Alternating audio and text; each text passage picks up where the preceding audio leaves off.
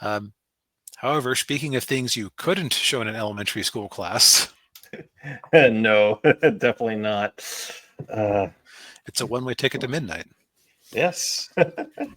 Yeah. So for my solo review, I went ahead and read my copy. I got my copy right here of the Heavy Metal Kickstarter, which fulfilled. I think they finished fulfilling a couple of weeks ago.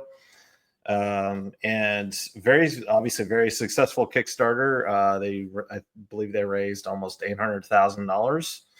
Wow. Yeah, and currently it's on backer kit right now. And I think between the Kickstarter and the backer kit, they've raised almost $1 million. So it's, you know, we should all be so lucky in the indie comic sphere. But yeah, so this is kind of a return to form for the franchise. It's been through kind of like ebbs and flows over its life.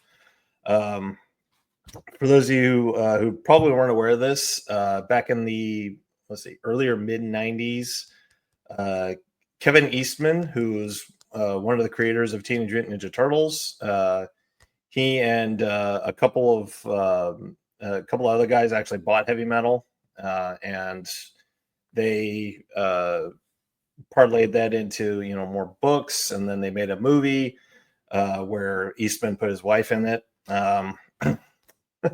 As he is wont to do. Yeah, yes. Um, By the way, and any Yeah, controversy about April O'Neil's canon hair color and ethnicity? Because April just happened to look like whoever he was dating at the time.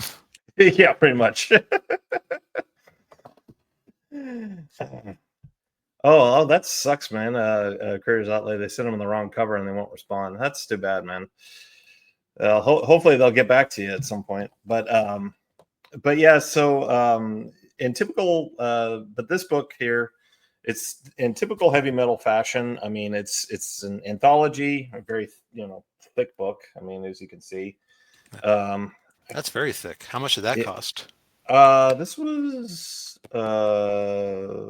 25, I think, maybe 15. I can't remember, 15 or 25. Not that Wow. much. Yeah, Yeah, that is crazy. yeah. Um, but yeah, so it's in keeping with heavy metal, it's an anthology story. I mean, there are like, God, I think I didn't count how many stories are in here. There maybe at least like 20, because they range in length. Some of them are only like a couple of pages, and then there are others that are like 8 pages.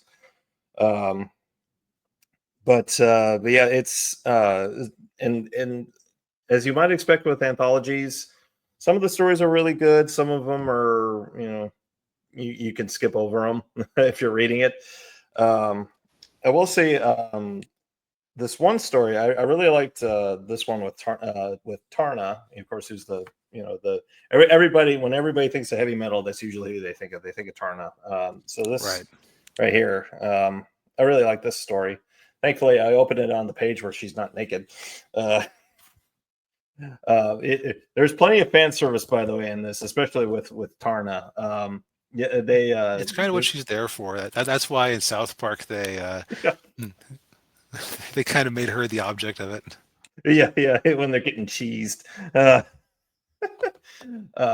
but yeah, I like so Tarna's got two stories in there.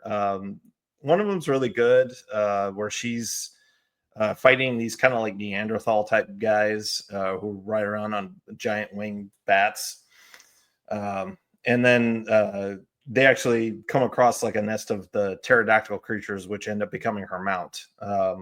Like the one you see in the poster right here. Um, but and then the other one was kind of cute, where it was like this kind of nerdy alien guy saved her. Um, little wish fulfillment probably for the people working on that particular story. But Yeah.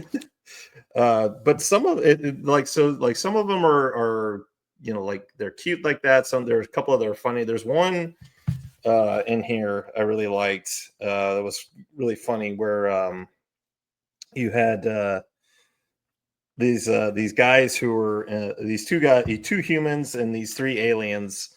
They end up on this kind of like spooky swamp planet, and they come across a castle that's inhabited by Dracula, the Mummy, Frankenstein, and the creature from the Black Lagoon.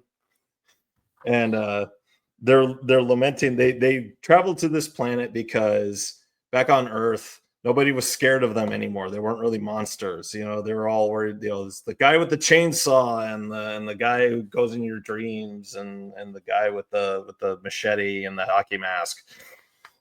Um, and but there's some of them that are kind of like, there was one that was really disturbing. Where it was actually the first story where it's about this astronaut crew who they lose contact with them, and so then they send these other astronauts to get them, and they're all dead except for one of them, the mission commander. And as they find this you know, astronaut crew, spatial crew on Earth, everything digital is gone. Like, just there's like some weird event and every like digital thing is gone, so everything's back to analog. And so like people have to like remember how to do things. um you know, they're like, well, you know, there was no digital working on the shuttle, so you have to fly it in, you have to dock it manually. And they're like, I don't know how to do that.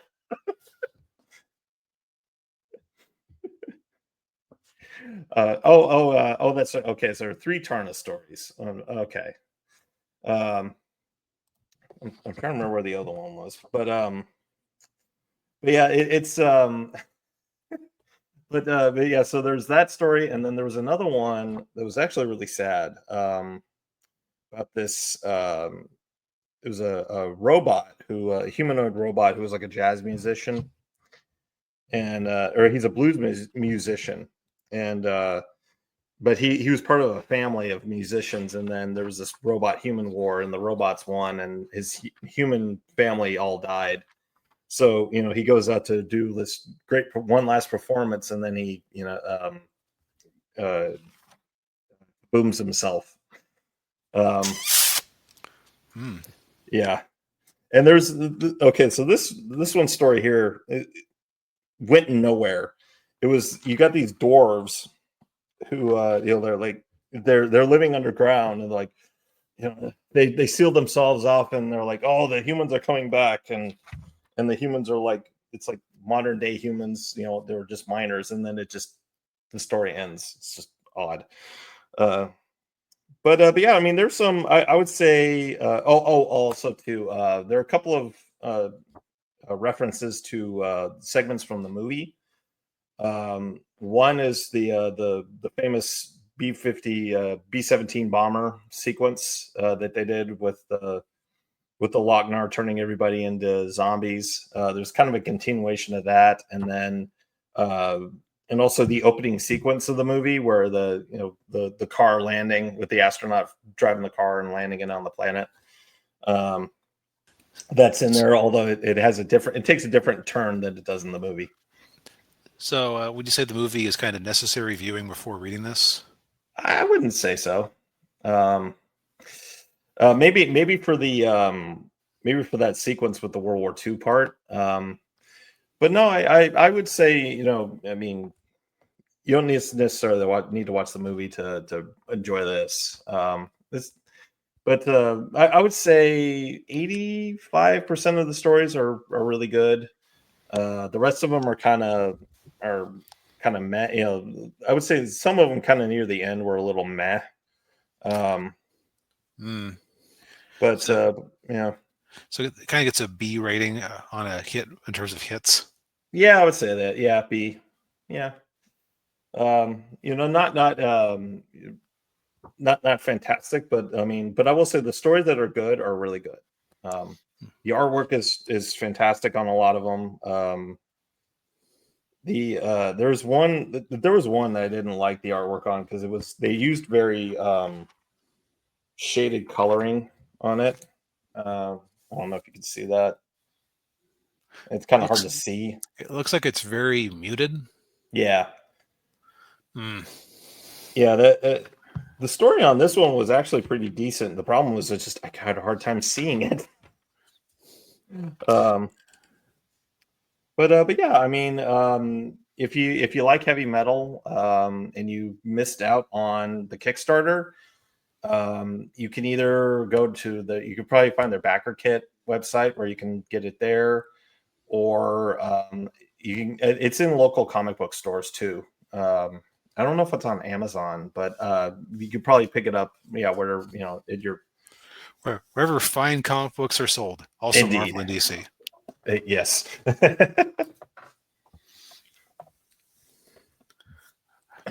Well, yeah, I guess you can order it from them as long as you aren't particular about what cover you get from the sounds of it. Yeah. Some of the covers, yeah, like this one here, and like the one I got, and then I got another one, another Tarna cover here. I think these were just on the Kickstarter. Hmm. So, but yeah, I mean the other covers they have on there are really good. They look really good too. So